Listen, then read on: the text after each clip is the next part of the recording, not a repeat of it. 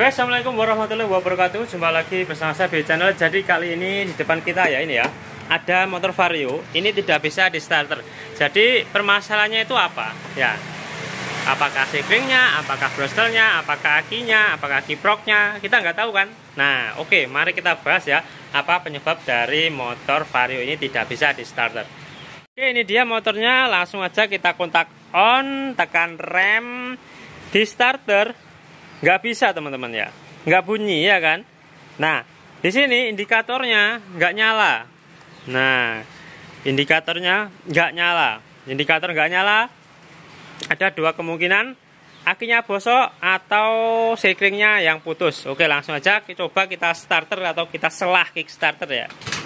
Oke, ketika di kickstarter motornya mau nyala teman-teman, ya kan? Motor mau nyala, lampu nyala. Nah, indikator sudah mau nyala, berarti sekringnya aman teman-teman. Sekring nggak masalah karena indikator semuanya nyala. Jika sekring mati, indikator semuanya juga mati ya. Nah, jadi kemungkinan di sini adalah aki atau kiproknya gitu ya. Nah, oke, makanya kita buka dulu bagian depan ya. Di sini akan saya buka dulu bagian depannya, nanti kita cek perbagiannya. Oke, ini dia sudah saya lepas bagian depan ya, atau bagian dasi, bagian aki. Nah, di sini kita cek dulu teman-teman. Kita cek berapakah voltase dari akinya. Apakah akinya normal? Kalau normal biasanya 12,5 ya, 12 ke atas itu saya anggap normal. Oke, kita cek berapakah voltase akinya. Sebentar, kita tempatkan dulu ini.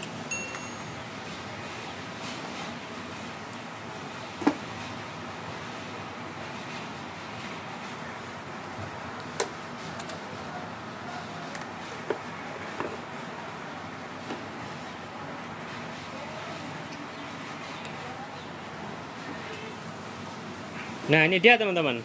Di sini menunjukkan voltasenya itu 10,9. 10,9 ya.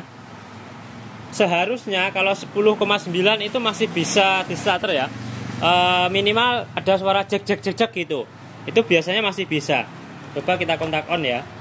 Oh, ketika di kontak on dia langsung drop ke 6 volt. Nah, jadi kenapa kayak gitu? Karena ini ampernya itu sudah turun. Aki kan ada ampernya ya. Nah, ampernya itu sudah turun. Biasanya ampernya itu 3,5 atau 4 ampere gitu. Nah, ini ampernya sudah turun. Ampere itu nggak bisa dicek teman-teman. Bisanya pakai alat khusus. Kalau pakai AVO nggak bisa. Nah, jadi sudah jelas kalau voltasenya itu 5,72. Nah, berarti apa? Berarti sudah jelas akinya itu rusak teman-teman. Atau akinya sudah drop. Ya kan? Akinya sudah drop. Nah, setelah seperti ini, di sini kita cek dulu kiproknya. Karena apa? Saya takutkan itu kiproknya nanti juga jebol atau rusak. Nah, gimana cara ceknya?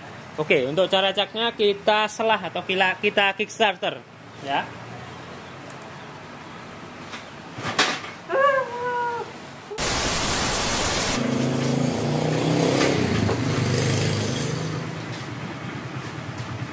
Oke, ini sudah saya kickstarter atau sudah saya selah. Untuk motornya sudah nyala ya. Nah, lihat, ini sudah nyala. Mari kita cek voltase kiproknya teman-teman ya. Voltase atau input baterainya. Nah, di sini menunjukkan 8 ya teman-teman ya. Nah, oke, sini dulu ya. Kelihatan ya. 8, tapi harus digas dulu. Ketika digas, harusnya dia itu menunjukkan 12 ke atas. Coba gas. Nah, itu 12, berapa itu teman-teman? Ya kan? 11,8.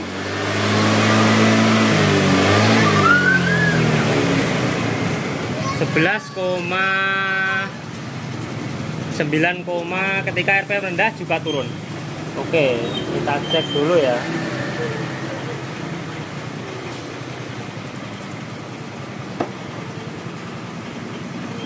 Oke, kita coba lagi. Ini tadi saya kurang nekan. 12, 11,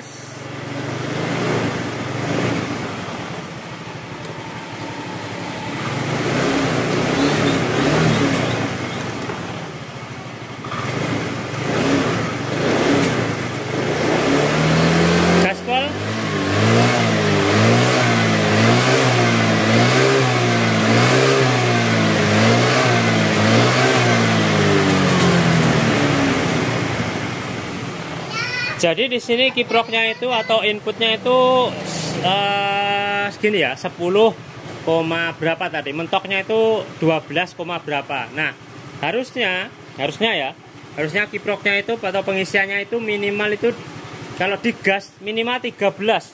Karena ini di gas tadi di bawah 13, berarti kiproknya itu di sini sudah lemah, teman-teman. Sudah lemah, nggak mati tapi lemah. Jadi kiproknya itu lemah. Jadi kalau nanti kita ganti aki aja ya, itu umurnya aki itu nggak bisa tahan lama ya, paling 3 bulan 4 bulan sudah drop lagi. Nah, jadi gitu cara ngeceknya kayak gitu. Ketika kita ganti aki, kita wajib ngecek kayak gini ya, karena kiprok itu kalau lemah ya 3-4 bulan bisa mati. Apa yang mati? Akinya mati lagi kalau diganti ya. Nah, jadi untuk langkah setelah ini kita ganti kiproknya. Tapi saya nggak ada kiproknya, gimana? Ya, jadi sementara ini akan saya ganti akinya dulu karena kiproknya belum ada. Ini masih sore dan motornya mau dipakai. Nah, ya kan? Jadi untuk besok ini kita ganti kiproknya. Jadi buat teman-teman kalau voltasenya di bawah 13 ya, di bawah 13, kalau di gaspol di bawah 13, kalian wajib ganti kiprok. Oke, kiprok sama aki wajib ganti. Nah, jadi seperti itu dia, teman-teman. Jadi penyebab lemahnya itu kayak gitu. Ya. Ternyata di sini permasalahannya kiproknya lemah, akhirnya akinya mati ya. Nah, jadi di sini kita ganti aki dulu ya, teman-teman ya. Kita ganti aki dulu sementara. Kemudian kalau ada dana atau besok lagi kita ganti kiproknya supaya pengisiannya juga normal. Oke, mari kita ganti aki dulu ya. Oke teman-teman, nah jadi ternyata ini nggak seperti yang biasanya, ini di luar biasanya ya. Nah, jadi ketika saya ganti aki ya dengan aki yang normal, lihat akinya 12,4 ya. Nah, ketika saya starter ya teman-teman ya, saya starter. Oke ya. Nah, oke, kita tahan dulu sebentar. Lihat ya. Nah, jadi ketika pakai aki normal, saya gas ya, saya gas.